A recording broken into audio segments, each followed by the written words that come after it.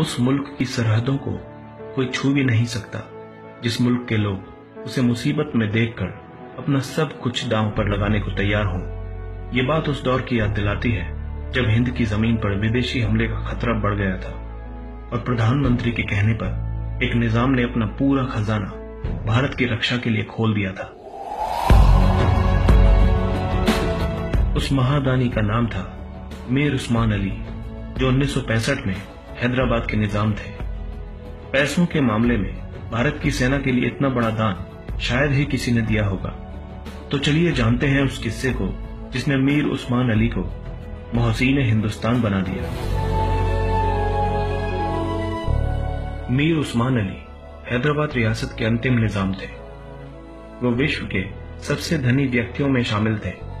उस समय उनकी कुल संपत्ति अमेरिका की कुल अर्थव्यवस्था का 2% थी। इसी के चलते टाइम मैगजीन ने 1937 में उनकी फोटो अपनी मैगजीन के कवर पेज पर लगाई।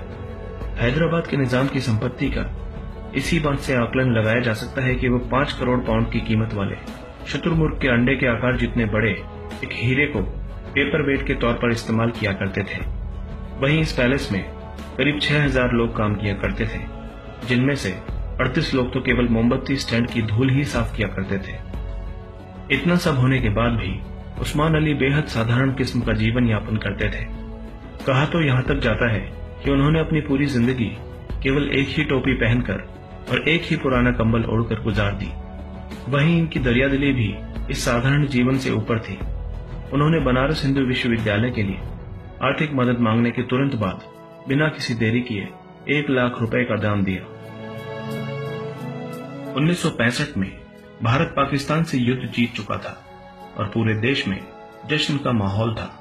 भारतीय इस जीत का जश्न अभी ठीक से मना भी नहीं पाए थे कि उनके सामने दूसरा खतरा चीन के रूप में खड़ा हो गया।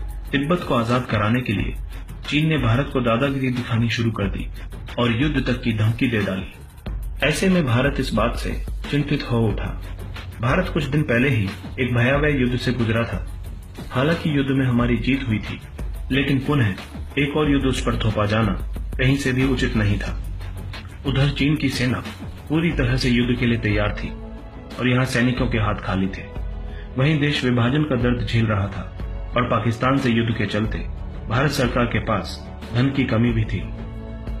ऐसे में तत्कालीन प्रधानमंत्री लाल बहादुर शास्त्री ने सेना की मदद के लिए भारतीय रक्षा कोष की स्थापना की। शास्त्री जी ने लोगों से सेना के लिए दान करने की अपील की। इस अपील ने लोगों को देश भावना से ओत-प्रोत कर दिया और वो देश सेवा के लिए टूट पड़े। आम नागरिक जितना भी हो सकता था उसे दान करने में जुट गए। जिसके पास पैसा नहीं था वो कपड़े और भोजन दान कर रहा था। यहाँ तक कि लोग रक्तदान करने तक के लिए उमड़ पड़े ताकि सैनिकों के इलाज में मदद मिल सके। लेकिन उस समय ये सब युद्ध के लिए काफी नहीं था। प्रधानमंत्री लाल बहादुर शास्त्री ने रेडियो द्वारा लोगों और राज्य रजवाड़ों से देश के लिए मदद मांगी।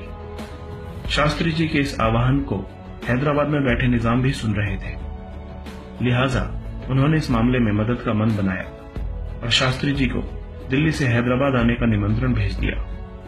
चूंकि सेना को तत्काल सहायता की जरूरत थी, इसलिए निमंत्रण मिलते ही बिना किसी देरी के लाल बहादुर शास्त्री हैदराबाद पहुंच गए। निजाम उस्मान अली ने उनका बेगमपेट एयरपोर्ट पर स्वागत किया। शास्त्री जी जानते थे कि हैदराबाद में उन्हें निराशा नहीं मिलेगी, इसलिए पीएम ने जल्द ही निजाम से बात की और उन्हें स्थिति के बारे में अवगत कराया। लेकिन उस्मान अली इसके लिए पहले ही तैयार थे। बिना एक सेकंड के सोचे निजाम मीर उस्मान अली ने अपना खजाना भारत की रक्षा के लिए खोल दिया और राष्ट्रीय रक्षा कोष के लिए 5 टन सोना देने का ऐलान कर दिया। उस्मान अली ने लोहे के बक्से एयरपोर्ट पर मंगवाए। पहले 1, फिर 2 और देखते ही देखते कई बक्से पीएम के सामने रख दिए गए।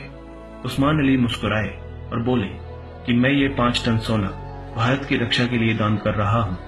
इसे स्वीकार करें और निडर होकर जंग लड़े। हम जरूर जीतेंगे। इस तरह से शास्त्री जी 5 टन सोने से भरे बक्सों को अपने साथ लेकर दिल्ली रवाना हो गए। इस घटना की जानकारी मीडिया तक पहुंची और धीरे धीरे ये खबर पूरे देश में अखबार और रेडियो के माध्यम से फैल गई। हर किसी ने मीर उस्मान अली की दरियादिली की तारीफ की। यहाँ तक कि विदेशी मीडिया ने भी इस घटना को कवर किया। 1 साल गुजर गया और देश में हालात अब पहले से बेहतर थे। हालांकि निजाम के लिए यह कोई बड़ी बात नहीं थी। वो वापस अपने पैलेस में वही साधारण जीवन जीने लगे। लेकिन निजाम तो अपने लोहे के उन बक्सों को लेकर चिंतित थे जिनमें भरकर उन्होंने भारत सरकार को सोना दिया था। लाल बहादुर शास्त्री के बेटे अनिल शास्त्री ने अपनी किताब Lal Bahadur Shastri lessons in leadership में जिक्र किया है कि उस्मान अली की तबीयत खराब होने लगी तो लाल बहादुर शास्त्री ने उन्हें फोन करके हालचाल पूछा। इतने में निजाम ने अपने बक्सों की बात छेड़ दी और बोले कि शास्त्री जी, मैंने आपको जिन बक्सों में सोना दिया था वो मेरे पुरखों की निशानी है। यदि आपने सोना खाली कर लिया हो तो वो बक्से मुझे लौटा दीजिए। ये सुनकर शास्त्री जी हंस पड़े और बोले, मैं उन्हें आप तक जरूर पहुंचा दूंगा। इसके बाद भारत सरकार ने विधिवत तरीके से उनके पुश्तैनी लोहे के बक्से लौटा दिए। ये ऐतिहासिक दान देने के कुछ साल बाद 24 फरवरी 1967 को मीर उस्मान अली का देहांत हो गया और वो सदा के लिए इस धरती से विदा हो गए।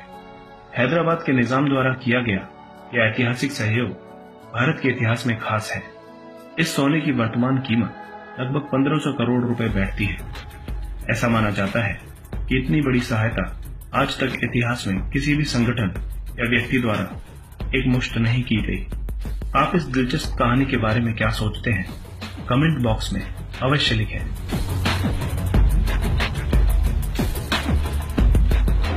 दोस्तों, अगर आप भविष्य में भी ऐसी ही इंटरेस्टिंग और इन्फॉर्मेटिव वीडियोस देखना चाहते हैं तो आज ही हमारे चैनल हिस्टोरिक हिंदी को सब्सक्राइब कर लें ताकि हमारा हर नया वीडियो आप तक पहुंच सके।